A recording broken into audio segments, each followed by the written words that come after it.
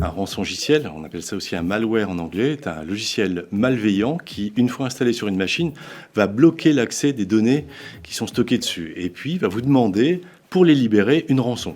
Contrairement aux autres virus, ça n'est pas un logiciel qui est là pour détruire une machine ou son contenu, mais simplement pour vous extorquer de l'argent. Le risque zéro n'existe pas en matière de rançongiciel. Comme pour tout autre type d'attaque informatique, il est d'abord conseillé de mettre en place ce qu'on appelle un bouclier technique, concrètement, c'est-à-dire un antivirus et un pare-feu qui sont mis à jour régulièrement, mais ça ne suffit pas. Il faut également adopter des comportements de prudence.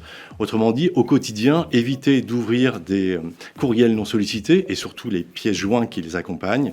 Éviter de surfer sur des sites peu sûrs qui hébergent des programmes notamment contrefaits, des films, des morceaux de musique, et également éviter d'installer des logiciels piratés car ceux-là sont souvent porteurs de virus. Enfin, il est conseillé, vivement conseillé, d'effectuer des sauvegardes régulières de ces données de manière à pouvoir les réinstaller si jamais vous êtes complètement bloqué suite à une attaque de rançongiciel.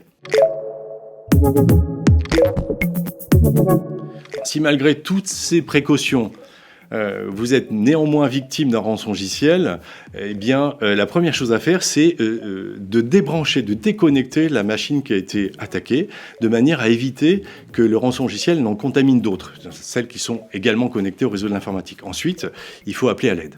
Et pour ça, il faut solliciter les services d'un informaticien chevronné, soit un de vos collaborateurs, soit un prestataire extérieur. Si vous n'en connaissez pas, il existe sur le site public cybermalveillance.gouv.fr une liste de spécialistes qui viendront vous aider.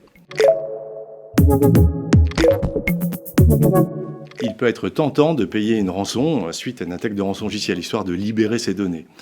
Mais avant de le faire, dites-vous bien que déjà, ça n'est pas une garantie. Il n'est pas sûr du tout que le pirate vous donne les codes qui permettent de libérer. En revanche, ce qui est certain, c'est qu'il va vous identifier comme une cible à privilégier puisque vous avez payé une fois. Donc il est fort possible qu'il vous réattaque à nouveau.